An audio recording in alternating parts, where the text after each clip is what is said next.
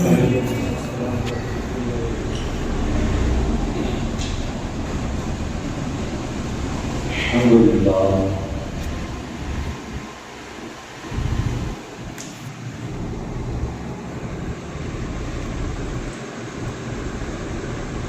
لله رب العالمين والعاقبة للمتقين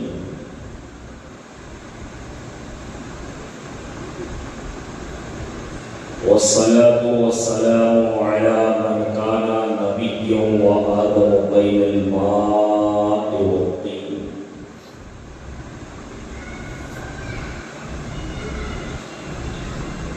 وعلى آله وأصحابه وأزواجه وذرياته وأهل بيته وابنه الغوث العازم الجيلاني البغدادي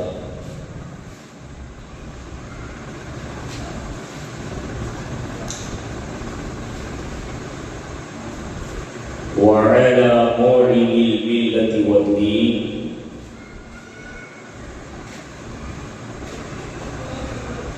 وعلى شيخ الإسلام والمسلمين على حضرة الإمام أحمد رضا مجدد الملة والدين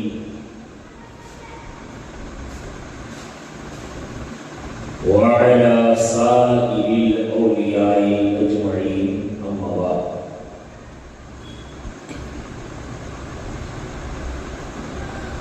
فقد قال الله تبارك وتعالى في القرآن المجيد والفرقان الحميد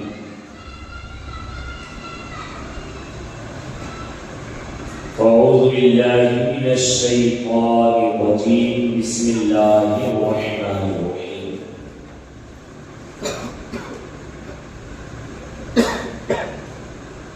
وما محمد إلا رسول قد خلت من قبله الرسل أفإن مات أو قتل انقلبتم على أعقابكم ومن ينقلب على عقبيه فلن يضر الله شيئا وسيجزي الله الشاكرين.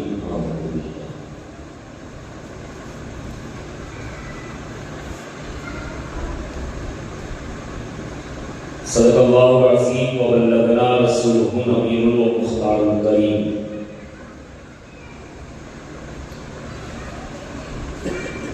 ونحن على ذلك لمن الشاهدين والشاكرين والذاكرين والحمد لله رب العالمين.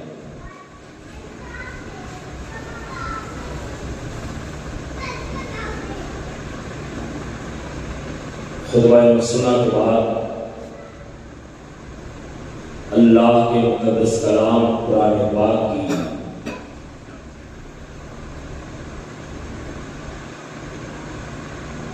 چوتھے پارے کی 5ویں رکوع کی پہلی آیت مبارکہ کو تلاوت کرنے کا شرف حاصل ہوا.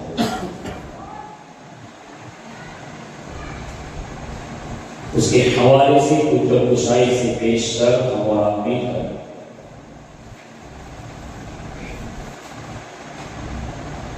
ہمارے تمہارے پیارے آقا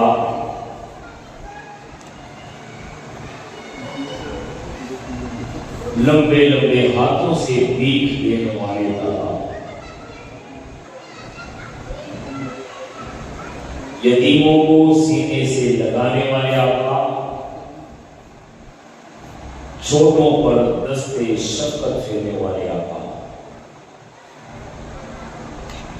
ابو جہل کی بدمٹھی میں کنکریوں کو کلمہ پڑھانے والے آقا، ڈوبے ہوئے سورج کو انگلی کے ایک اشارے سے واپس پلٹ دینے والے آقا، گنبد خضرا میں آرام فرمانے والے آقا و مولا جناب پاک محمد رسول اللہ صلی اللہ علیہ وسلم کے دربار گہربار میں انتہائی عقیدت، محبت، ادب و احترام کے ساتھ باواز بلند کرتے پاک کے ڈالیں نشاور کریں اور پڑھیں اللہم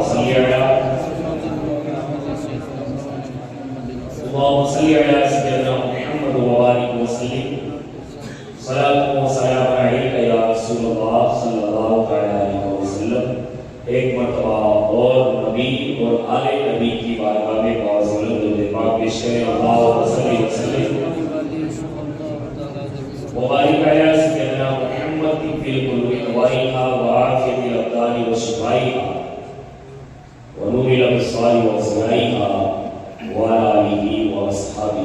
صلی اللہ علیہ وسلم۔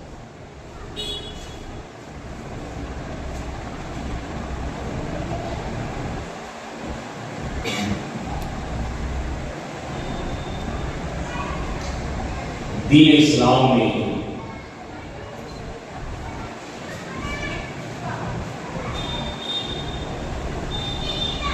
آدم سے لے کر کے رسول اللہ صلی اللہ علیہ وسلم تک نبیوں کی بہت بڑی فہرست ہے۔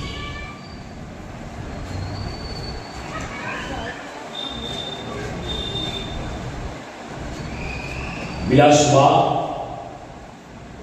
نبیوں کی عظمتیں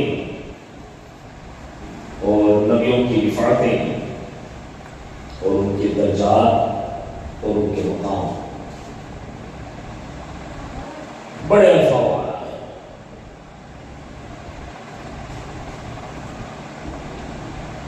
سب لوگوں نے دین اسلام کی اپنے اپنے طریقے سے اشاعت اور فروغ کے اندر حصہ لیا۔ حضرت آدم علیہ السلام اسلام کے جھنڈے کو لے کر کے چلے اور آہستہ آہستہ اسلام کی ترویج و اشاعت کر رہے۔ ان کے بعد ابراہیم آئے، نوح آئے، ابراہیم آئے، شیش آئے، بہرحال بہت سارے نبی آئے۔ نبی الگ رہے، دین ایک ہی رہا، اس کو دین حنیف کہا جاتا ہے۔ اور اس دین کی تکمیل ہمارے اور تمہارے پیارے آقا کی ذات پہ کرنی ہے۔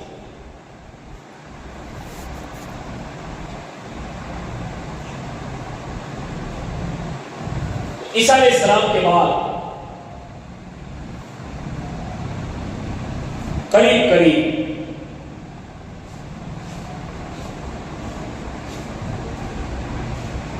500 سال کا عرصہ گزرا کہ کوئی نبی نہیں آیا۔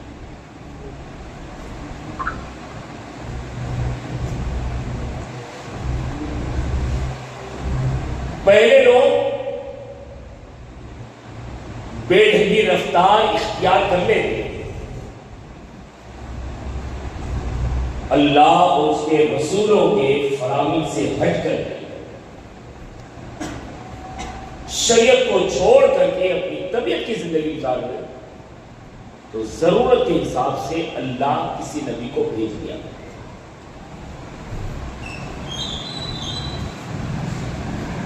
لیکن عیسیٰ علیہ السلام کے بعد عیسیٰ علیہ السلام پہلے آ گئے، واپس قیامت سے پہلے بھی آنا ہے۔ سارے نبیوں کا ظاہری طور پہ مثال ہوا، عیسیٰ علیہ السلام کا مثال نہیں ہوا ہے۔ اللہ نے اپنی قدرت کاملہ سے انہیں آسمان پہ اٹھا لیا ہے اور قرب قیامت دوبارہ آپ زمین پہ تشریف لائیں۔ قریب قریب امام مہدی اور عیسیٰ علیہ السلام کا زمانہ ہے۔ پہلے امام مہدی آیا ہے، وہ دمشق کی جامع مسجد کے خطیبوں میں امام ہوئے۔ وہی فرشتے فجر کی نماز میں آپ سنتیں پڑھ کر کے بیٹھے ہوں گے صحن میں، اور اسی جامع مسجد کے میناروں پہ فرشتے حضرت عیسیٰ علیہ السلام کو اٹھائے۔ بہرحال یہ نبی کی ہسٹری ہے، بڑی لمبی چوڑی ہے، ہم اس طرف نہ جا کر کے ہمارے نبی کی ذات کو دیکھیں۔ چونکہ دین مکمل ہمارے نبی پہ ہونا تھا، تو اللہ نے اپنے حبیب کو بشری لبادہ اڑا کر کے ظاہری طور پہ بشری لبادے میں اپنے حبیب کو دنیا میں موجود ظاہری طور پہ، ورنہ میرے نبی کی حقیقت تو نور کے علاوہ کچھ نہیں، اور نبی کی حقیقت کو کوئی سمجھ بھی نہیں پایا۔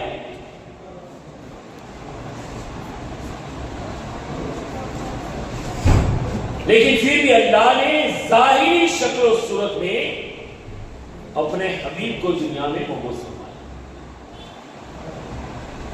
ظاہری انسانی شکل و صورت میں، بشری شکل۔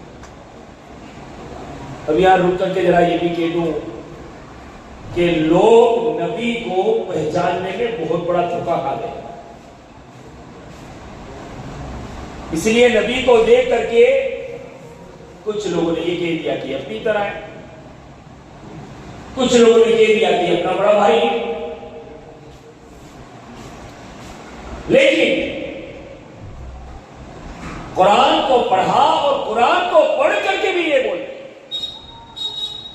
جبکہ قرآن میں رب نے فرمایا ہے، محبوب آپ فرمائیے قل انما انا بشر مثلکم، کہ محبوب آپ فرمائیے لوگوں میں ظاہری شکل و صورت میں تمہارے جیسا بشر تو ہوں، ظاہری طور پہ، حقیقت میں نہیں۔ اور لوگ نبی کو حقیقت میں اپنی طرح سمجھ گئے۔ میں سوچ میں رہا الگ الگ تصور میں کہ اللہ قرآن پڑھا پھر بھی گمراہ ہو گئے، لیکن قرآن ہی نے جواب دیا یضل بہ کثیرا ویہدی بہ کثیرا، یہی وہ قرآن ہے جس کو کئی لوگ پڑھ کر ہدایت پا گئے اور کئی لوگ اس قرآن کو پڑھ کر کے گمراہ بھی ہو گئے۔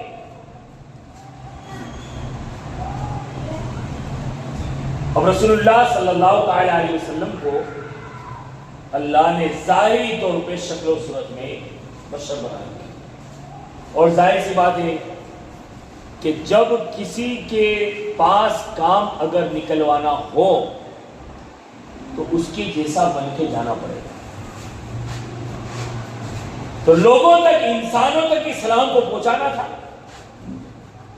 تو اس لیے اللہ نے اپنے حبیب کو ظاہری طور پہ بشر بنا کر کے بھیجا، ورنہ نبی کی حقیقت کو نہ کوئی سمجھ سکا ہے نہ کوئی سمجھ سکے گا۔ وقت اگر اجازت دے گا تو مختصر سیدنا ابوبکر صدیق رضی اللہ تعالیٰ عنہ سیرت کو لے کے آئیں گے، لیکن صرف ایک بات بتاؤں کہ صحابہ کی جماعت میں رسول اللہ کے دور میں ابو بکر جتنا سرکار سے قریب کوئی نہیں رہا،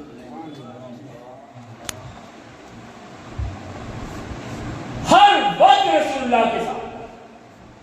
اور کسی پہ بس نہیں، انسان پورا دن کہیں بھی رہتا ہے، کسی کے ساتھ بھائی دوستانے بابوں کے سب کے ساتھ رہتا ہے، لیکن ابو بکر صدیق رضی اللہ تعالیٰ عنہ رات کو بھی بہت کم اپنے گھر جایا کرتے۔ سرکار مسجد نبی سے نکلتے نا صحابہ اکرام کو تعلیم و تربیت کرنے کے بعد، تو ابو بکر صدیق رسول اللہ کے ساتھ گئے اور رسول اللہ کو ان کے گھر تک چھوڑتے کاشان نبوت، اور سرکار اندر چلے جاتے، سرکار دروازہ بند کر لیتے، سرکار گھر میں چلے جاتے دروازہ بند کر دیتے، ابو بکر چلے نہیں جاتے تھے بلکہ سرکار کی دہلیز کے اوپر سو جایا۔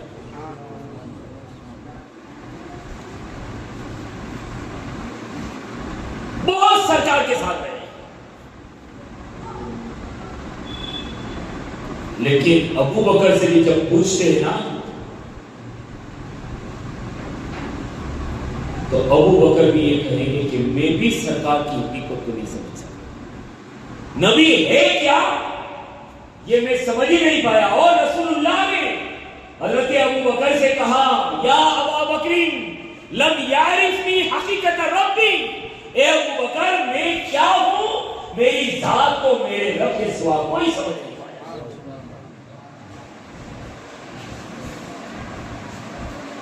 لیکن لوگوں تک اسلام پہنچانے کے لیے ظاہری طور پہ بشر بنا کر کے اللہ نے اپنے نبی کو بھیجا. اور کیسے دور میں؟ بات تو میں نے یہاں سے چھوڑا تھا کہ جب شریعت کو چھوڑ کر کے طبیعت کے حساب سے زندگی گزارنے لگتے ہیں تو اللہ کسی نبی کو بھیج دیتا. عیسیٰ علیہ السلام کے بعد کوئی نبی نہیں آیا. 4.5-5 صدی کے درمیان کا عرصہ گزر گیا.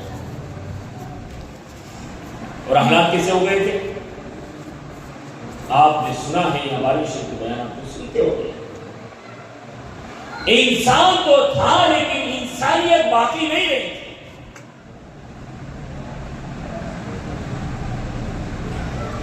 ظاہری طور پہ ڈھانچہ صرف انسان کا تھا،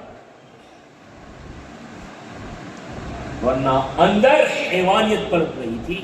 حیوانیت پل رہی تھی یا پروان چڑھ رہی تھی. کیوں؟ کہ اس دور کا تصور بڑا خراب تصور تھا. بہت ساری چیزیں آپ نے سنی کہ لوگ جگا رکھتے تھے. ہمارے یہاں بھی جگا کھیلتے ہیں، لوگ بہت کھیلتے ہیں سب میں. یہاں کسی کی تخصیص نہیں، لیکن جنرل بات ہے کہ لوگ جگا کے شوقین ہوتے ہیں. لیکن یاد رکھیے گا جو لوگ جوا کھیلتے ہیں نا، اور میں اپنی طرف سے نہیں بولتا ہوں، میرے نبی کی حدیث کی وجہ. اب جگار کے کئی ایک طریقے، صرف اسی کو جگار نہ سمجھ لیں. آپ کے یہاں تو نہیں، ہمارے یہاں اکثر میں چوبا سے میں دیکھتا ہوں. ہمارے طرف کے علاقے میں ہر جگہ کا ایک ماحول الگ الگ ہوتا ہے، کیونکہ ابھی بھی ہمارے بھائی نیورے ہیں. ہمارے یہاں بھی نیورے ہوتے ہیں یا 2-3 مہینے. تو کیا کرتے ہیں؟ ہماری طرف کی بات کر رہا ہوں. کیا کرتے ہیں؟ وہ بڑے بڑے، کسی کے یہاں تو نواسے ہیں، کسی کے یہاں تو پوترے ہیں. ایسے لوگ بھی وہ گپیاں کھود کر کے کبھی کھڑے رہتے پیسوں سے. کوئی یہ کھیلتا ہے، کوئی وہ کرکٹ میں سٹے لگاتا ہے، وہ بھی جوا ہے. اب جوار کے جتنے آلات ہیں اور جوار آدمی کھیلتا ہے وہ تو گناہ ہے ہی، وہ حرام تو ہے. لیکن یاد رکھیں اس جوار میں اگر 1 روپیہ بھی جیتا ہے نا، اور وہ 1 روپیہ اگر تیری اولاد کے پیٹ میں چلا گیا تو یاد رکھ تیرا بڑھاپا آئے گا تو وہ تیری اولاد کبھی تیرا سہارا ہونے والی ہے. اس لیے کہ جس پیٹ کے اندر جس زمین میں حرام جاتا ہے وہ زمین مردہ ہو جایا کرتا ہے. پھر اس کو یہ خیال نہیں ہوتا کہ یہ میرا باپ ہے، پھر اس کو یہ خیال نہیں ہوتا یہ میری ماں ہے. اور آج مجھے آپ بتائیے کہ ہمارا مسلم معاشرہ اولاد کی بنیاد کے اوپر کتنا پریشان ہے. یہ بات اور ہے کہ اولاد کا معاملہ ہے تو اندر کا چیر کر کے کسی کو بتا نہیں پاتے. ورنہ زیادہ تر ہمارے مسلم معاشرے کے اندر ابھی تک نہیں تھے، لیکن میں نے کہیں دیکھ پڑا کہ ابھی تک رودرا آشرام قوم مسلم کے نہیں تھے، لیکن اب قائم ہونے جا رہے ہیں. تو جو لوگ جوا کھیلتے ہیں وہ اپنی پیچھے والی زندگی کا خیال کریں، اس لیے کہ حرام چلا گیا تو پھر دل زندہ رہے بہت بڑی غلطی ہے. تو بات میں نے یہ چھوڑی تھی کہ وہ جوا کا دور، وہ شراب نوشی کا دور، وہ عورت کو کھلونا بنانے کا دور اس حد تک تھا کہ ماں اور بیٹی میں کوئی امتیاز نہیں. اور جوا کھیلنے والی جوا کی بات کر رہا تھا نا، وہ دور جوا کا وہ تھا کہ لوگ جوا کھیلتے ہیں نا، وہ پتے کھیلتے ہیں تو چال چلتے ہیں، نوٹے ڈالتے ہیں ان کی. اس دور میں بھی ہوتا درہم و دینار کا معاملہ. جب پیسے ختم ہو جاتے تو اپنی بیوی کو چال میں چھوڑ دیں.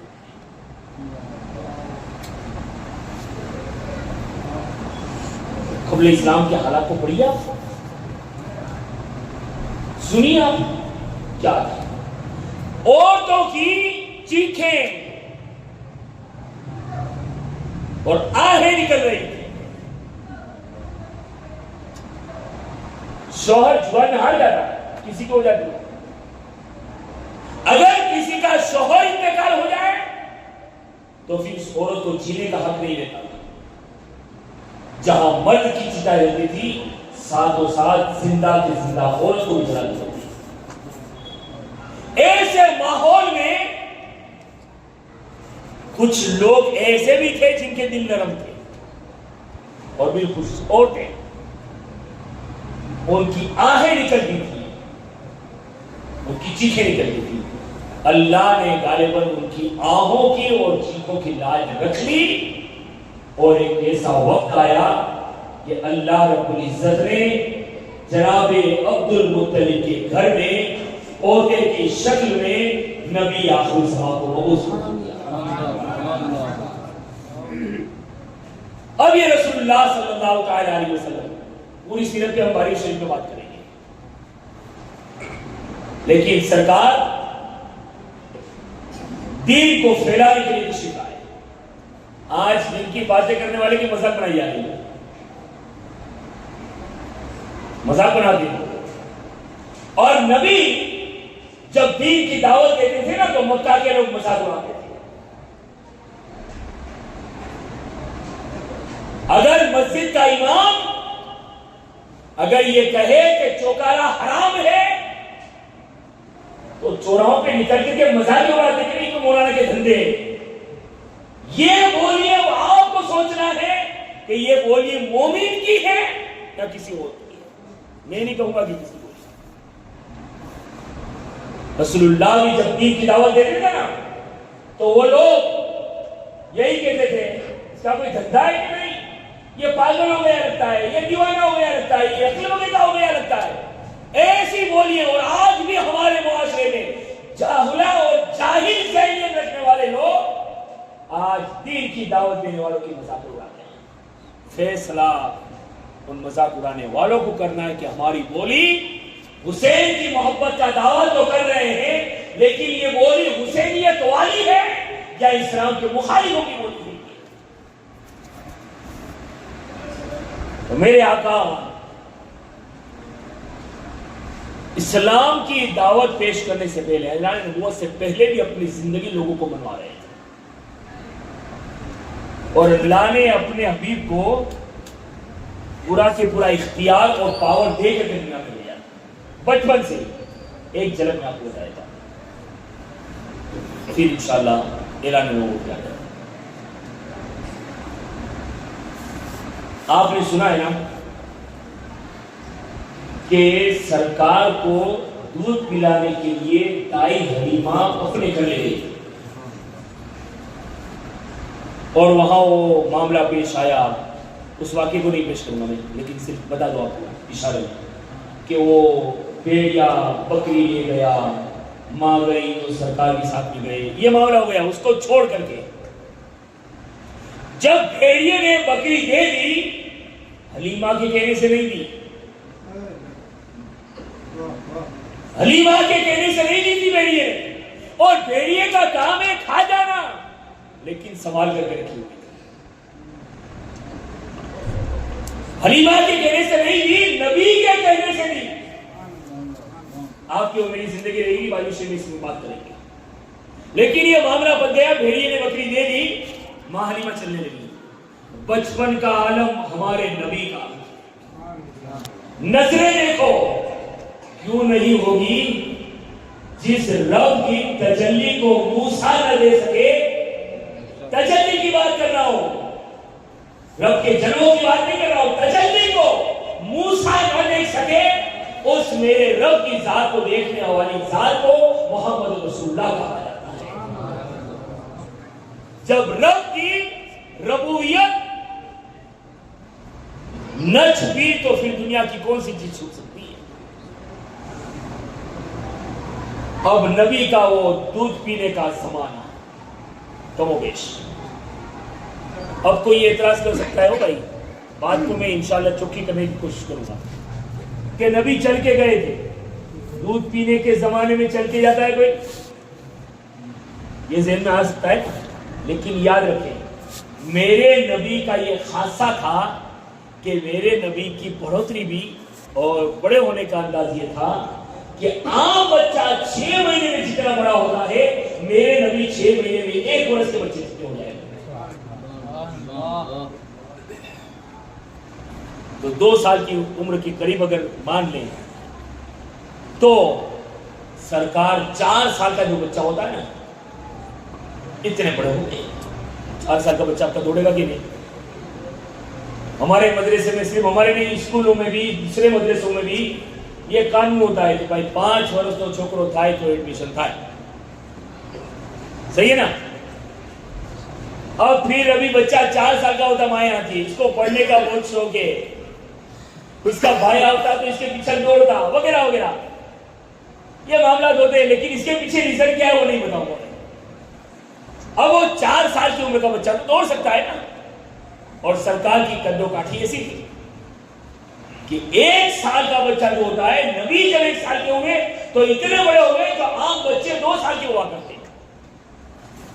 اب وہ بیڑیے نے بکری وغیرہ دے دی، حضرت حلیمہ نے اپنے بچوں کو سمجھا دیا اور سرکار کا ہاتھ پکڑ کے چلنے لگی.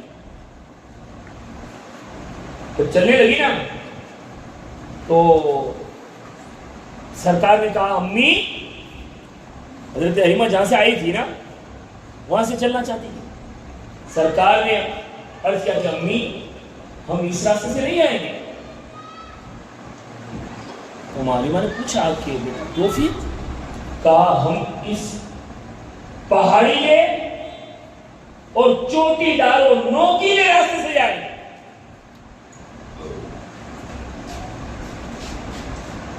حضرت حلیمہ کو فکر تھی نا، اس لیے یہ کسی کی امانت تھی. کہا بیٹا پیر میں نوکے لگ جائے گی، پیر زخمی ہو جائے گا. سرکار نے فرمایا نہیں امی، جائیں گے تو اسی راستے سے جائیں گے. نبی کی نگاہ ہے. باری شریف میں نعرے لگانے والوں اپنے نبی کی سیرت کو پڑھو کہ ہمارا نبی ہے کیا، اس کے کمال کیا ہے. ہم نے نبی کو، علی کو، حسین کو، غوث کو، خواجہ کو، سب کو ہم نے صرف نعروں اور نیازوں تک رکھ دیا ہے. پڑھو ان کو کہ کیا ہے. بچپن کا زمانہ اسی طرح سے جائیں گے. دائی حلیمہ نے کہا کہ بیٹا خراب راستہ ہے. امی نے اسی راستے 3 مرتبہ کیا کیونکہ وہ سارے جلوے تو ماں حلیمہ دیکھ ہی چکی تھی، تو پھر زیادہ کچھ نہ کہہ سکی. کہا چلو بیٹا.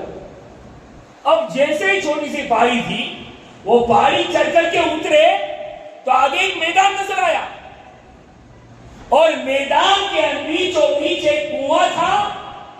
اس کنویں کے کنارے پہ ایک بڑھیا بیٹھ کر کے روتی ہوئی نظر آئی. یہ میرے نبی کی نگاہ ہے.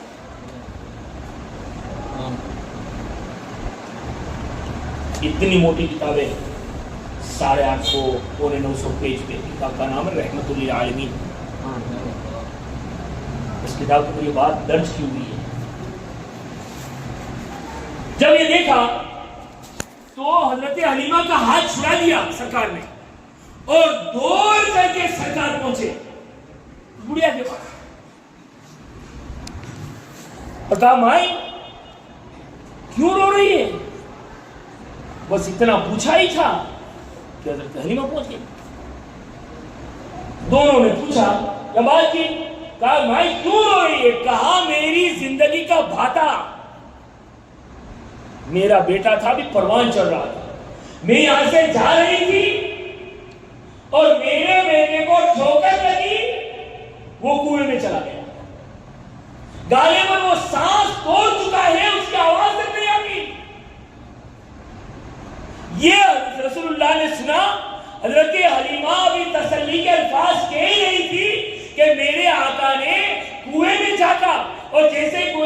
کرنے کی کوشش کی, حضرت حلیمہ نے روکنے کی کوشش کی, کہا بیٹا گر جاؤ گے. کہا رسول اللہ نے اماں وہ اور کوئی ہوں گے جو گر جایا کرتے ہیں, اللہ نے محمد کو گرے ہو کو اٹھانے کے لیے دنیا میں بھیجا ہوا ہے. نعرہ تکبیر, اللہ اکبر, نعرہ رسالت, عظمت مصطفیٰ زندہ باد. اب یہ جواب دے دیا اور جاتا نبی نے, اور بچپن میں نبی نے کہا ایک کنویں تیرے اندر اس گڑیا کی امانت پڑی ہوئی ہے, جس کی امانت ہے اس کو لوٹا دی جائے. یہی نبی کے الفاظ نکلنے کیا تھے, وہ کنویں کا پانی اوپر آیا اور اسی پانی کے اوپر وہ بچہ لیٹا ہوا ہے.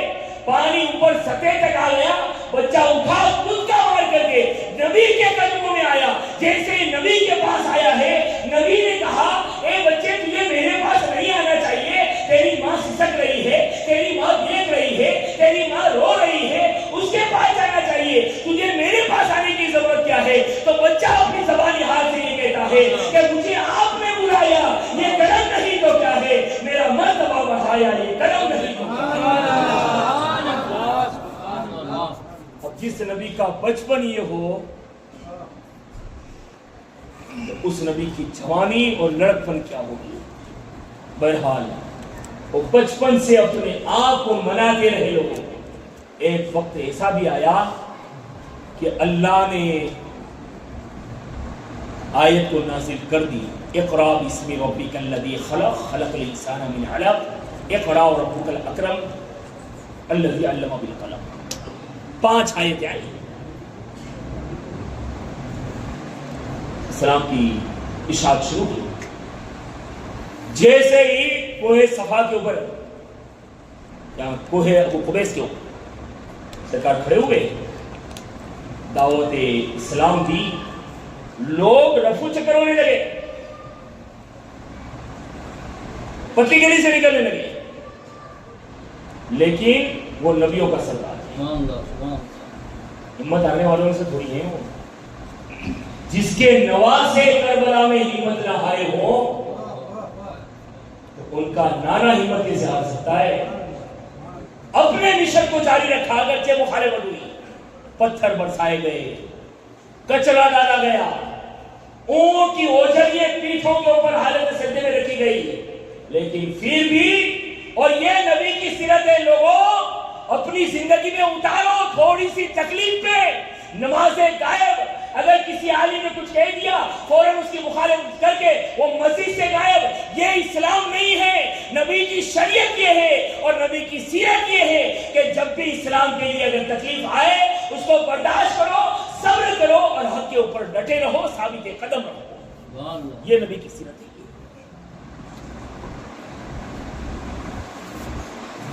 اب رسول اللہ صلی اللہ علیہ وسلم لوگوں سے منایا, اسلام کی دعوت دے رہے لوگ مخالفت پہ. سرکار نے مدینہ میں 13 سال اسلام کی تبلیغ فرمائی, 13 سال. لیکن انگلیوں کے پٹکوں کے اوپر گنے جائے نا, اتنے لوگ اسلام لائے اور سرکار کو قتل کرنے کے منصوبے بننے لگے. تو اللہ نے حکم دیا کہ میں ہوں, آپ چلے جائیں. لیکن سرکار نے اسلام کی دعوت دی تو ایسا نہیں کہ سب نے مخالفت کی. جن لوگوں کے دلوں میں اللہ نے نرمی رکھی تھی تو وہ لوگ اسلام لے بھی آئے, اور ان اسلام لانے والوں میں سب سے نمایاں اور عظیم اگر ذات ہے تو وہ سیدنا صدیق اکبر کی ذات. اور اسلام لانے کے بعد آپ بھی رسول اللہ کے شانہ بشانہ ہو کر کے اسلام کی دعوت دینے لگے. آپ جانتے ہیں نا, کل نہیں پرسوں کے بیان میں انشاءاللہ سنیں گے, عثمان غنی نے 2 مرتبہ رسول اللہ کے ہاتھوں پہ اللہ سے جنت کا سودا فرمایا. وہ عثمان بھی اگر اسلام لائے ہیں تو ابو بکر صدیق کی دعوت دینے کی بنا, وہ اپنے مشن کو آگے بڑھاتے رہے. اب مدینہ آنا ہو گیا, ہجرت کا معاملہ, اور ابو بکر صدیق بھی آگے رسول اللہ مدینہ کے اندر رہے. اب مدنی زندگی بڑی نکھار والی زندگی, مسلمانوں کی, صحابہ کی, رسول اللہ کی. اور اسلام جو چپے چپے میں پہنچایا وہ مدینہ سے ہی چل کے پہنچا ہوا ہے۔ رسول اللہ نے صحابہ کی بڑی جماعت تیار کی تھی اور وہ سرکار کے صحابہ اسلام کو پھیلاتے رہے اور اسلام کی ترویج و اشاعت کرتے رہے۔ اب بدنی زندگی کے اندر رسول اللہ صلی اللہ تعالی علیہ وسلم کے وہاں دارالعلوم قائم ہوا، جس کو اصحاب صفہ کا چبوترا کہا جاتا ہے۔ سرکار کا وہاں دارالعلوم چلتا تھا، صحابہ پڑھتے تھے، ہر صحابی سرکار کی بارگاہ میں علم دین حاصل کرنے کے لیے تشریف لایا۔ محفل بھی سچ تھی، اور وہ محفل کیسی ہوگی کہ جہاں پڑھنے والے صحابہ ہوں اور پڑھانے والا نبیوں کا سردار۔ کیا بات کریں ہم، جب ہم دین کے معاملے میں ہمارے عقیدے اتنے کمزور ہو گئے کہ مت پوچھیے آپ۔ اللہ کی ذات پہ بھروسہ تو رکھو، اپنے نبی کو دل میں بسا کر کے تو دیکھو۔ اگر نبی کو بساؤ گے نا، جب تم پر تکلیف پڑے گی تو نبی کے جھنڈے تمہارے سامنے نظر آئیں گے۔ ارے دیلواڑہ والوں، اجمیر چاہتے ہو نا تو احمد آباد اسٹاپ ہوتا ہے، احمد آباد اسٹاپ کر کے شاہ عالم کے دربار میں جا کر کے پوچھو تو صحیح کہ جب بیمار ہوئے تھے مدرسہ بند نہیں دیا، شاہ عالم نہ پڑھا سکے تو کیا ہوا؟ شاہ عالم کی جگہ پہ مدینہ سے میرے مصطفیٰ آ کر کے پایا۔ مصطفیٰ کو اپنے سینے میں بساؤ تو صحیح، اتارو تو صحیح۔ میں نے بھی کہا نا کہ ہم نے صرف ناروں اور نیازوں تک رکھ دیا ہے ہمارے اپنے پڑھو۔ تو جن لوگوں نے مصطفیٰ کو اپنے دل میں صحیح معنوں میں بسا لیا تو پھر قیامت تک صداقت کا شہنشاہ ابوبکر کو بنا دیا گیا، عدالت کا دھنی عمر فاروق کو بنا دیا گیا، سخاوت کا مالک عثمان غنی کو بنا دیا گیا، اس لیے کہ یہ وہ سب لوگ ہیں جنہوں نے نبی کو اپنے جسم کے ایک ایک حصے میں اتار دیا۔ اور نبی کے گھرانے والے کبھی کسی کو فراموش نہیں کیا کرتے ہیں، کبھی کسی کو ایسے نہیں چھوڑ دیا کرتے۔ بہرحال اب رسول اللہ صلی اللہ تعالی علیہ وسلم اسلام کی تبلیغ فرمائے 10 سال مکمل مدینہ میں ہونے تھے کہ آیت آئی، اليوم اکملت لکم دینکم واتممت علیکم نعمتی۔ اے محبوب، جو دین آدم سے چلا تھا وہ مکمل نہیں ہوا تھا، اے محبوب آج ہم نے تمہارے دین کو تمہارے اوپر مکمل فرما دیا ہے، اور صرف دین ہی مکمل نہیں فرمایا ہے بلکہ میری جتنی نعمتیں ہیں وہ سب بھی آپ پہ آج ہم نے مکمل فرما دی۔ یہ آیت نازل ہوئی نا، سرکار تو سمجھ گئے اس کے بعد حج کرنے کے لیے جانا ہوگا۔ حجۃ الوداع کے موقع پہ سرکار نے خطبہ دیا، نبی کے ماننے والوں کبھی سوال آ سکتا ہے، اس سوال کو دماغ میں رکھیے گا، کبھی بھی آپ سے امتحان لینے کے لیے کوئی پوچھ سکتا ہے کہ اچھا نبی کو مانتے ہو نا، تمہارے نبی نے، وہ تو مکہ نے، سوال الٹا ہوگا، وہ تو مکہ نے مدینہ میں رہتے تھے اور حج مکہ مدینہ میں ہوتی ہے نا، تو تمہارے نبی کی 63 سال کی عمر ہوئی، بتاؤ تمہارے نبی نے 63 سال میں کتنی مرتبہ حج کیا تھا؟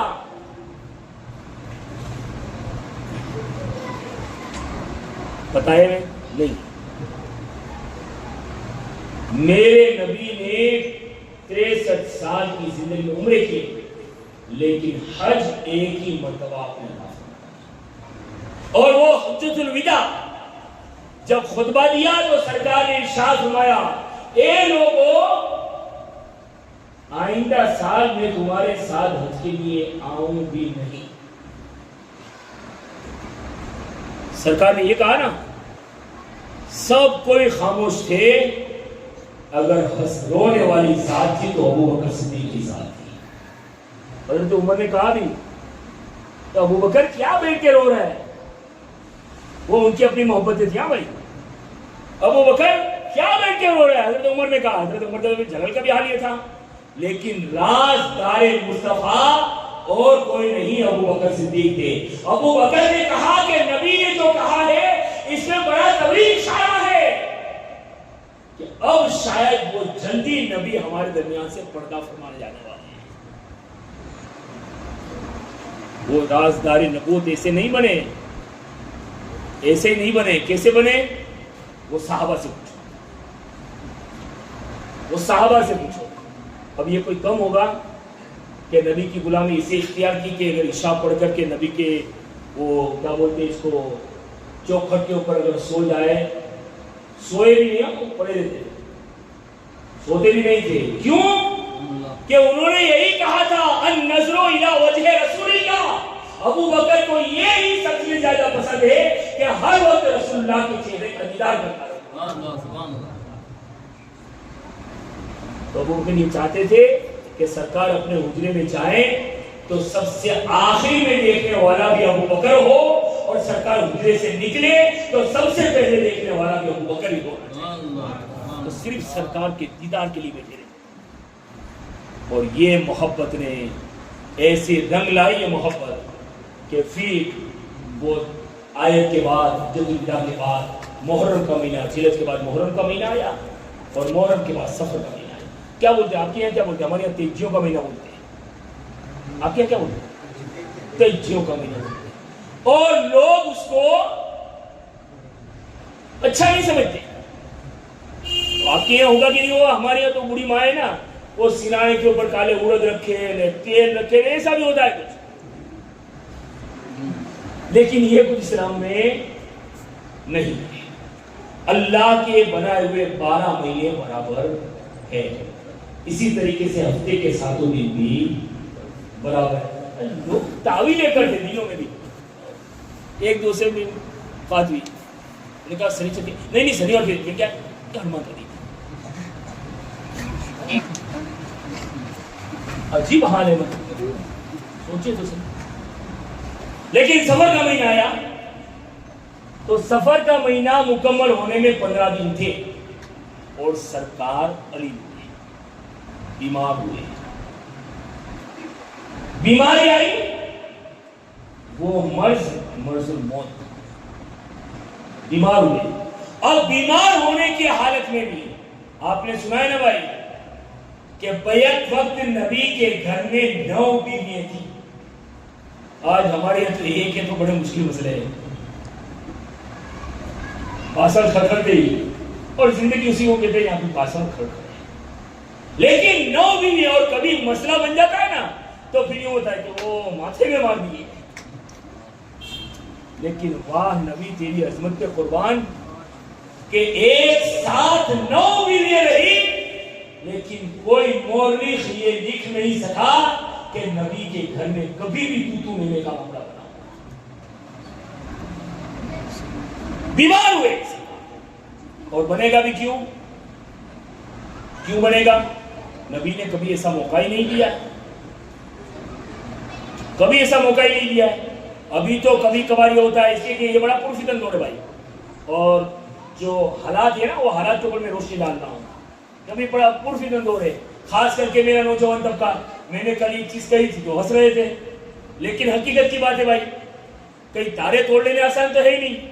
تو ابھی پھر کچھ معاملے ایسے بھی ہو جاتے ہیں, اس لیے کہ اس نے نخود نکال ڈالا ہے. تو اب کبھی کبھار ایسا بھی ہوتا ہے کہ اگلے دروازے سے جوڑا آتا ہے تو 800 کا آتا ہے, پچھلے دروازے سے 1200 کا جوڑا بھی نکل جاتا ہے. کبھی سمجھ جائیے گا. تو حالات, اور کبھی نہ کبھی کہیں نہ کہیں تو گھردانی ہے بھائی, چوری کب تک چھپاؤ گے. وہ اپنی بھاشا میں کیا ہوتا ہے کہ پاپ کا بھانڈا کبھی نہ کبھی پھوٹے, اور اگر پھوٹا تو پھر معاملات کیا ہوتے ہیں مجھ سے زیادہ آپ جانتے ہیں. لیکن نبی کے گھر میں 9 بیوی ہیں, کبھی تو میں کی نوبت نہیں آئی. اب بیمار ہوئے سرکار علی ہوئے, اور 9 بیوی ایک گھر میں نہیں رہتی تھی, 9 بیویوں کے کمرے الگ تھے. اسلام نے بہت احتیاط کا برتی ہے, اس لیے کہا گیا ہے کہ جب تمہارے بچے سمجھدار ہو جائے, بالغ ہونے کا نہیں کہا ہے, جب تمہارے بچے سمجھدار ہو جائے تو ان کے بستر بھی الگ کر دو. اور بستر الگ کرنے سے اشارہ یہ نہیں ہے کہ پہلے ابا کے پہلی بیٹا کھٹ پر سوتا تھا, وہ پلنگ کے اوپر سوتا تھا تو وہ نیچو بتھاری کر دے گی. نہیں, بستر نہیں, جگہ ہی الگ کر. جب بچے آپ کے سمجھدار ہمارے ہو جائے تو ان کے بستر الگ. تو رسول اللہ کی 9 بیویاں جو تھی سب کے کمرے الگ تھے اور سرکار بڑے انصاف کے ساتھ ساری بیویوں کو برابر رکھا کرتے تھے اور سب کی باری تھی.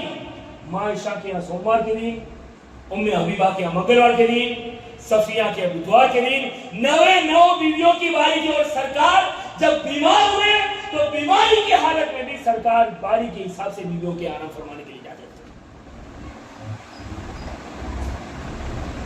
اور کیوں نہیں ہوگا؟ اس لیے کہ اللہ نے اپنے حبیب کو عدل و انصاف کا بادشاہ بنا کر کے دیا. اور آج ہمارے عدل ہوتے ہیں نا, ہمارے فیصلے تو منہ دیکھ کر کے ڈھیلے ہوتے ہیں, منہ دیکھ کر کے ڈھیلے ہوتے ہیں. اگر یہ دونوں باپو اگر لڑے اور میرے پاس ہے کہ جمعہ مسجد کے مولانا نے تو یہ تو سچی بات کریں گے تو اپنے علی مولانا بن جائیں. اور چونکہ میرے سبق ہمارے عرفان بابو سے اچھے, اب رفیق بابو کتنا بھی سر پٹ کے یہ تو اسی سائڈ جا رہے ہیں بھائی. تو آج زیادہ تر لیکن میرے نبی کا انصاف دیکھنا چاہتے ہو, دیکھو میرے نبی کا انصاف. اس دور کی بات ہے جب ابتدائی اسلام تھا, مکہ کے اندر رسول اللہ صلی اللہ تعالی علیہ وسلم کی حیاتی میں کسی عورت نے چوری کر لی اور چوری کر دی, پکڑائی گئی. قرآن کو اٹھا کر کے پڑھیے گا, السارق والسارقۃ فاقطعوا السارق والسارقۃ فاقطعوا ایدیہما. چور یا چورنی اگر چوری کرتے ہوئے پکڑے جائیں اور ثبوت مل جائے, فاقطعوا ایدیہما, تو ان کے ہاتھ کاٹ دیے جائیں. اسلام میں یہ سزا ہے. عورت نے چوری کی, اتفاق ایسا کہ وہ چوری کرنے والی کا نام ہی فاطمہ تھا. سرکار کے پاس فیصلہ آیا کہ بھائی چوری کی ہے, کہا ثابت ہو گیا. سرکار نے فرمایا پروف ہے, ثبوت ہے. سرکار نے فرمایا ہاتھ کاٹ دیے جائیں. یہ کہاں کی بات ہے؟ مکہ کی بات ہے. کل میں نے کہا تھا نا, ضمیر بیچا جاتے ہیں, پل پل میں ضمیر ہمارے بک جاتے ہیں. لیکن نبی کے ماننے والوں میرے نبی کی سنت. سرکار نے فرمایا ہاتھ کاٹ دو. کچھ مسلمان مکہ کے اندر گنے چنے مسلمان تھے نا, تو سرکار کے پاس آئے اور کہا یا رسول اللہ, ابتدا اسلام ہے, مشکل سے لوگ اسلام میں آ رہے ہیں اور اتنی سختی کریں گے تو لوگ قریب آتے ہیں وہ بھی نہیں آئیں گے. مصطفیٰ کا جواب سنیے. پیارے آقا نے فرمایا لوگوں کیا تم مجھے رشوت دے رہے ہو؟ سنو, یہ تو اور فاطمہ ہے. اللہ کی قسم اگر اس کی جگہ پہ فاطمہ بنت محمد ہوتی تو اس کے بھی میں ہاتھ کو کاٹ دیتا.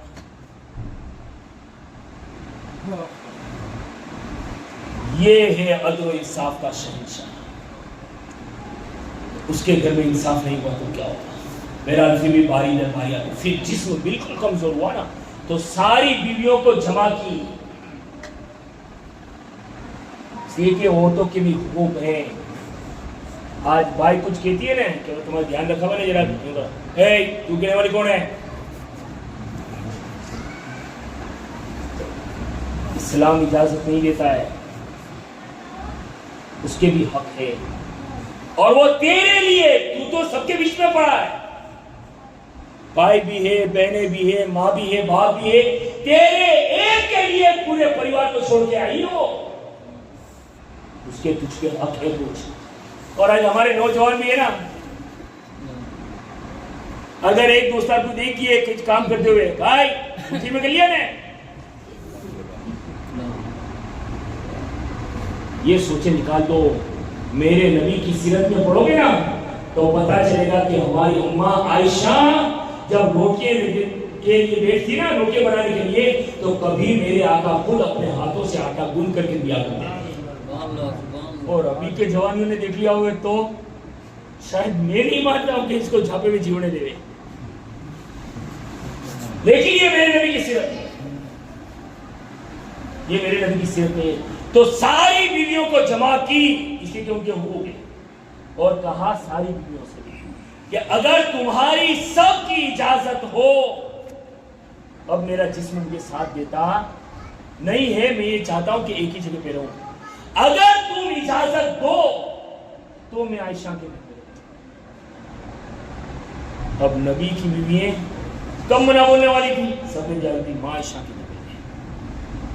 اب ماں عائشہ کے گھر میں رہتے تو تھے، بیمار تو تھے، لیکن بیماری کی حالت میں بھی 5 وقت کی نماز سرکار وہاں سے چل کر کے مسجد نبی میں امامت فرمانے کے لیے آیا تھا۔ سبحان اللہ، سبحان اللہ۔ یہ بڑا پہلو ہے بھائی، یہ بڑا پہلو ہے۔ نعرے تو لگا دے لیکن نماز کو پیٹ کے پیچھے رکھتے ہیں، تو پھر کیا ہوگا بھائی اپنا؟ یہ نبی کی غلامی نہیں ہے۔ جب مرض موت کا مرض ہے، اس مرض میں جسم کمزور ہے، پھر بھی خود آقا چل کر کے مصلی امامت پہ آ رہے ہیں۔ ہم تو بالکل اٹھے کٹھے لٹھے جیسے ہیں۔ کبھی کبھار میں وضو کر کے نماز پڑھانے کے لیے آتا ہوں، دیکھتا ہوں بالکل گیٹ کے سامنے ہوٹل ہے، اوٹلا بھی بڑا ہوتا ہے، پٹلا بھی بڑا ہوتا ہے، لیکن توفیق نہیں ہوتی ہے کہ چند قدم چل کر کے اللہ کے گھر میں چلے جائیں۔ مرنے کے بعد جواب دینا ہی پڑے گا تمہیں، چھٹو گے نہیں، جواب دینا پڑے گا۔ اسے کہ روزے محشر کی چاکداز بوت، اولین پرسش نماز بوت، ساری بات چیت بعد میں ہوگی۔ اللہ پہلے پوچھے گا تجھے عبادت کے لیے پیدا کیا تھا، بتا کتنی نمازیں پڑھی؟ سب سے پہلا سوال یہ ہوگا۔ اس حال میں بھی سرکار کی مصلی امامت نشیلے بالکل مدشی کا عالم جیسا تاری ہونے لگا نا، تو پھر سرکار صلی اللہ تعالی علیہ وسلم نے صحابہ سے کہا، حضرت عائشہ فرماتی ہیں کہ سرکار نے فرمایا مورو ابا بکرین فلیصلی بالناس، اے لوگو ابو بکر کو حکم دو، اب مجھ میں اتنی طاقت نہیں ہے، میری جگہ پہ مصلی پہ کھڑے رہ کر کے لوگوں کی امامت ابو بکر صدیق فرمائیں گے۔ عائشہ نے کہا کہ یا رسول اللہ میرے بابا بڑے نرم دل کے ہیں، وہ لوگوں کا بوجھ نہیں اٹھا سکیں گے۔ واپس سرکار نے فرمایا ابو بکر کو حکم دو اور نماز پڑھائے۔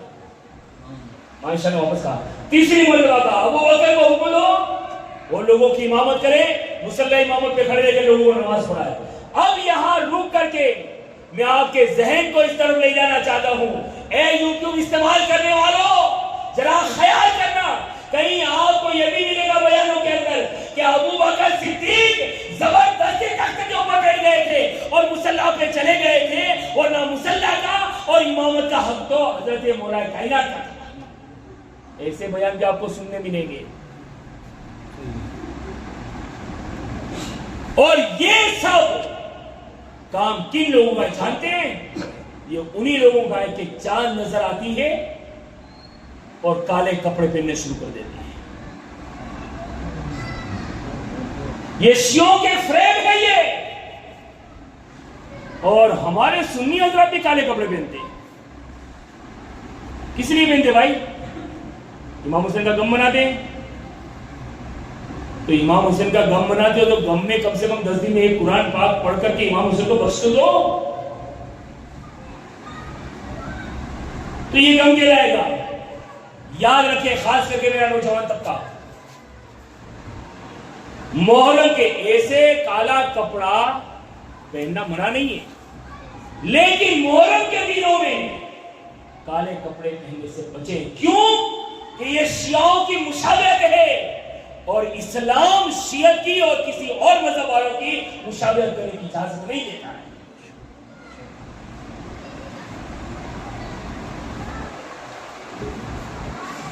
کچھ لوگ اپنے اپنے طریقے سے کھیل کرتے ہیں، کچھ لوگ پھر وہ 7 تاریخ کو علم نکالیں گے، اور کچھ جگہ پہ آپ کے یہاں کے لیے مجھے پتا نہیں، 7 تاریخ کو کچھ جگہ پہ قاسم کی مہندی بھی ہوتی ہے بھائی۔ میں تو سوچتا ہوں کہ یا اللہ ان کی عقلوں پہ کیسے پردے پڑ گئے کہ جن کے پاس پینے کے پانی نہیں تھے وہ مہندی بھگانے کے لیے پانی کہاں سے لائے؟ اور کیا ہر چیز میں دماغ کام کرتا تھا، ان چیزوں میں دماغ کام نہیں کرتا ہمارا؟ ایسی چیزوں سے بچو۔ اور 7 تاریخ کو ہاں غم ہے، गम इसलिए कि 7 तारीख से नबी के घराने वालों पे पानी बंद कर दिया गया। इसके अलावा ये अलम की असल क्या है आप मुझे बताइए। मैं इजाजत देता हूं, एक किताब का हवाला लेके मेरे पास आ जाइए, एक किताब का हवाला लेके। और फिर रात को फिर वो मातम वाला मसला बनता है, चौकारे ने, कुटना ने, पिटना ने, ढोल ने, ताशे ने, डीजे ने, ये। रे भाई अगर तुम गम मनाते भी हो तो हुसैन की शहादत का गम मनाते हो ना। 7 तारीख को कहां हुसैन शहीद हुए थे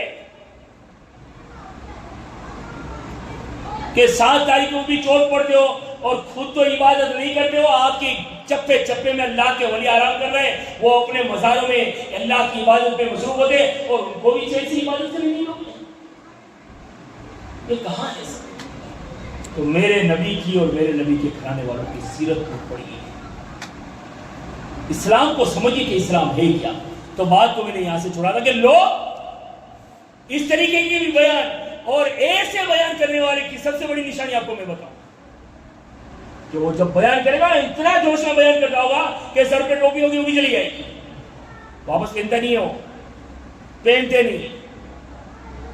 और वो काले इतने बड़े, वो इतने ईदगाह पे में पहनता हूं ना जो इनकी नमाज में पहना, ऐसे बड़े बड़े चुप्पे वो पहन के आएंगे। वो जोश में ऐसा बोलते हो कि वो चुप्पा भी हाथ बाहर पड़ा होता है, वो अपने हाथ में मगन होते हैं। लेकिन ये शियत है, शियत बची है इससे। और अभी गालिबन सबीरे लग रही है।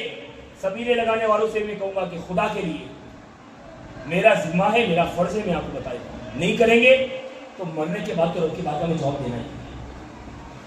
ये सबीरे जो लगा दे रहे वहां इमाम हुसैन की मरतबत चढ़ाइए, एक अगर लगा दें आप, लगाइए इमाम हुसैन की। और मैं तो कहता हूं कि हर सुन्नी को चाहिए कि इमाम हुसैन के जिक्र ऐसे करो कि कोई गली और कूचा बाकी न रहने पाए। इस तरीके से जिक्र करो, इसलिए कि उनके एहसान कम नहीं है। अगर आज हम अपने आप को, मैं अपने आप को आरिफ कहलाता हूं, अगर ये अपने आप को रफीक कहलाते हैं, ये अगर अपने आप को इरफान बापू कहलाते हैं और ये अपने आप को अब्दुल बापू कहलाते हैं, तो ये सब भी मेरे हुसैन का सदका है। ये वरना अगर हुसैन ने इस्लाम की बागडोर को पकड़ा न होता, संभाला न होता ना, तो क्या पता हमारे बाप दादा कौन से धर्म में चले गए होते और कहां चले गए होते। बड़े एहसान है, कीजिए। लेकिन वो जो काले कपड़े वाले जो यूट्यूब के ऊपर नाचते हैं ना, एक वर्ड आपको दूं, आप यूं मत समझना कि मौलाना भी आप पढ़ते, मैं तो ना पढ़ता ही नहीं हूं, हमारे नवाज बाबू पढ़ते हैं माशाल्लाह, लेकिन उन चीजों से बड़ी है। इसलिए कि इल्म वाले वो आप कहीं सुनेंगे वो कुछ ऐसा जुमला है, क्या मैं नबी का छाया नहीं हूं, फातिमा का दुलारा नहीं हूं, वो काले कपड़े हैं, एक तो इतना सा बच्चा है, एक काले कपड़े पहनकर वो खसखसी दाढ़ी है, वो पढ़ता है, वो सब शिया लोग हैं वो। और उससे बचिए। मनकबते बापू ने बड़े अच्छे अंदाज से पढ़ी थी। क्या ऐसे कलाम नहीं हम सुन्नियों के पास? चलाइए ना। क्या हमारे उलमाए सुन्नत के बयान नहीं है? आज तो पूरा हिंदुस्तान अमीरुल कादरी का दीवार बना हुआ है, लगाई नहीं इनके बयान। कल इंशाअल्लाह नवंबर में आ रहे हैं। उन चीजों को चलाइए। क्या जरूरी है कि आप वो म्यूजिक बजता है उसके ऊपर झूमते ही पानी और शरबत का गिलास लेते लेते भी यूं करता है। अब तू समझता क्या है? ये तो बता मुझे। आवाज से ज्यादा तो म्यूजिक बज रहा है।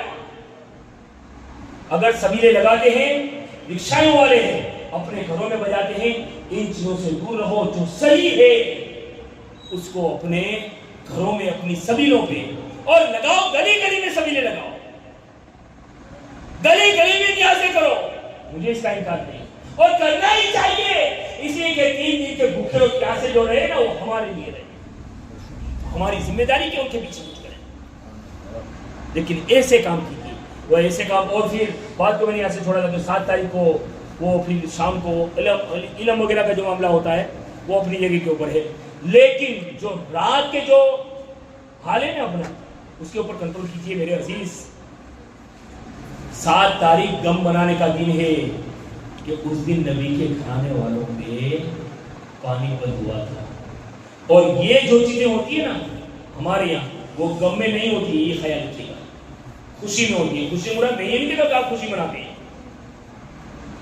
لیکن وہ تلواریں کھلانا، وہ لکڑیاں کھلانا وہ غم میں نہیں ہے، وہ خوشی کی نشانی. اور یزید نے یہی کیا تھا نبی کے گھرانے والوں کو شہید کرنے کے بعد.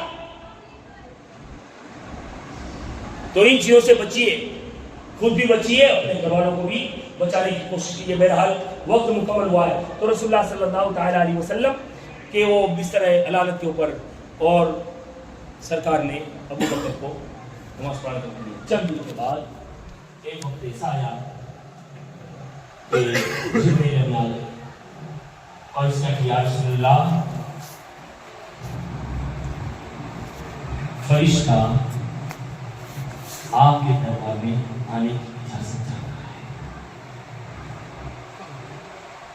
اگر اجازت ہو تو آئے.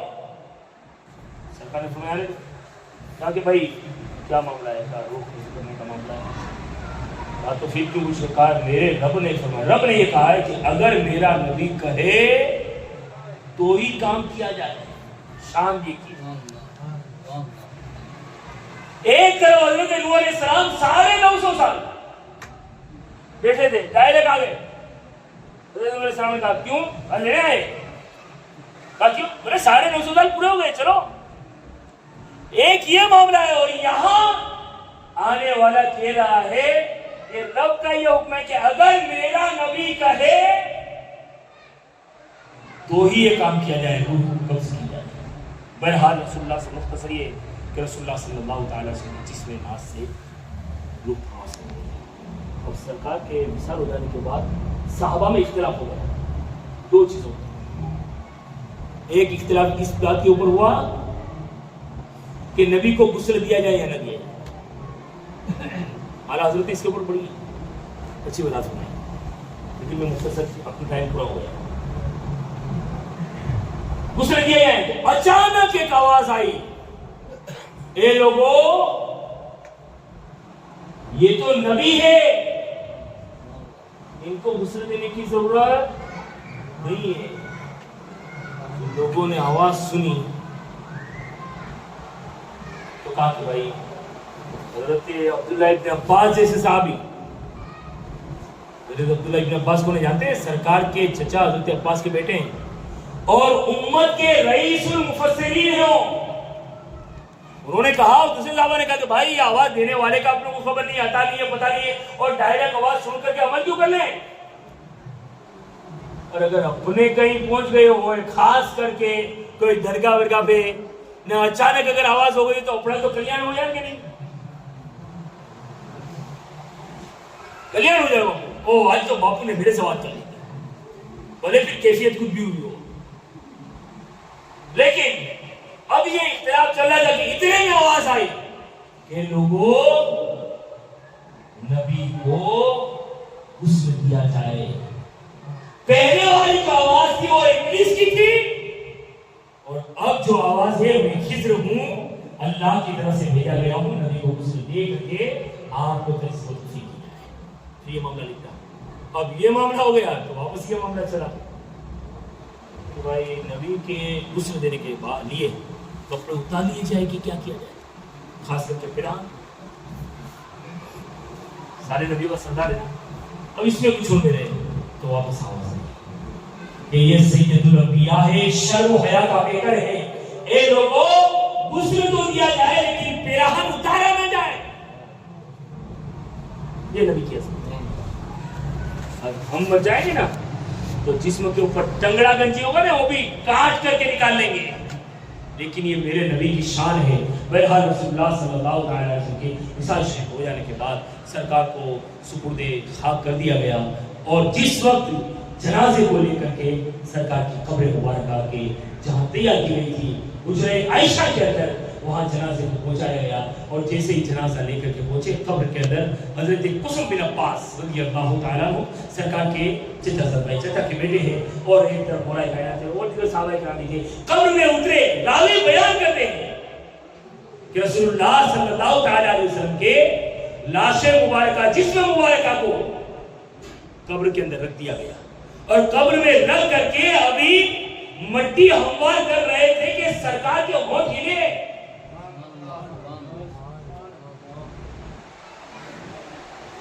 حضرت قسم نے سوچا کہ نبی ابھی بھی کسی کو یاد کر رہے ہیں کیا؟ کان لگائے تو کان لگا کے سنا تو آواز آ رہی تھی رب حبلی امتی سبحان اللہ رب حبلی امتی رب حبلی امتی. اے مولا میری گنہگار امت کی بخشش فرما دے, میری گنہگار امت کی معافی دے دے, میری گنہگار امت کو بخش دے. اب میں آپ سے یہ پوچھنا چاہتا ہوں کہ نبی قبر کے اندر ہے, جسم کو سپرد خاک کر دیا گیا ہے, وہاں بھی نبی امت کو یاد کر رہے ہیں. امتیوں اس نبی کو ہم نے کتنا یاد کیا ہے, کتنا ہم نے یاد کیا نبی کی سیرت کے پہلوؤں کو پڑھو. بہرحال تو رسول اللہ صلی اللہ تعالی علیہ وسلم کے بعد حضرت سیدنا ابوبکر صدیق رضی اللہ تعالیٰ عنہ مسلمانوں کے خلیفہ بنے. لیکن وہ کیسے خلیفہ بنے اور اسلام کی کیسے خدمات انجام دی ہے, اس میں انشاءاللہ کل گفتگو ہوگی اور کل کوشش کریں گے ابوبکر صدیق اور سیدنا فاروق اعظم کو دونوں کو ساتھ میں لے لینے کی, تاکہ ہم اپنے موضوع کی طرف کربلا کی طرف اپنے رخ کو بہت جلدی کر سکیں اور داستان کو مکمل کر سکیں. لیکن جس وقت ہم نے جو ٹائم دیا, ہم نے کوشش کی اپنے ٹائم پہ آنے کی, لیکن بالکل 10:30 پہ میں اس کرسی پہ آ گیا تھا, لیکن یہاں صرف 5 سے 6 لوگ نظر آئے تھے. تو کیا حسین کی محفل میں بھی صرف رسم اور دعا چلانا چاہتے ہیں؟ یاد رکھیے گا دیواڑا والوں, حسین کے نام کی محفل سجا کے بیٹھو ہو نا, کربلا کا تاجدار وہاں سے ہمیں دیکھ رہا ہے, وہ کربلا میں ہے آرام کر رہا ہے, وہاں سے اس کی نظر ہے ہم پہ, اور وہ دیکھ رہے ہیں کہ کون کب آتا ہے. کوئی ایسا ہے جو پہلے سے آگے بڑھ جاتا ہے, کوئی ایسا ہے جو صرف ایسے ہی آتا ہے کہ بھائی چلو میلاد مولود کے اندر پہنچتے جائیں, میلاد کے اندر پہنچ جائیں. حسین کے غلام ہے تو محفل میں شروع سے لے کر کے آخر تک رہو. 2 دن جائیں گے, 4 دن جائیں گے, 5 دن جائیں گے, کبھی حسین پاک کی نظر اٹھ جائے گی, اور حسین پاک کی نظر اٹھ گئی اور اگر ہم پر پڑ گئی. اور وہ نبی کے لال ایسے ہیں کہ جب چاہتے ہیں اس میں اپنی نظر ڈال دیتے ہیں, اور جس کو اوپر جب نظر ڈالتے ہیں تو پھر یہ ہوتا ہے کہ کربلا میں کھڑے رہتے ہیں تو 7 سمندر سے اٹھا کے پھینک دیا کرتے ہیں. یہ نبی کے لالوں کا پاور ہے. لیکن نبی کے لالوں کی ذرا بن کر کے مضبوطی کے ساتھ رہو تو وقت کے پرانے کی کوشش. اور کل تو جلدی آئیے گا, اس لیے کہ میں کل بہت جلدی اپنے بیان کو ختم کروں گا, کیونکہ پھر مجھے آپ لوگوں کو بھی نواب بندر سید امین صاحب آ رہے ہیں, امین القادری صاحب تشریف لا رہے ہیں, کل وہاں بھی پروگرام میں پہنچنا, تو جلدی میں بیان کو ختم کرنے کی کوشش کروں گا. آپ جلدی آئیں, میں بھی انشاءاللہ جلدی شروعات کرنے کی کوشش کروں گا, جلدی ختم کرنے کی کوشش کریں گے, تاکہ ہمارے ہندوستان کی نمایاں شخصیت کو ہم دیکھ سکیں اور ہم سمجھ سکیں. اللہ رب العزت ہمیں حسین پاک کی فکر فرمائے. واخر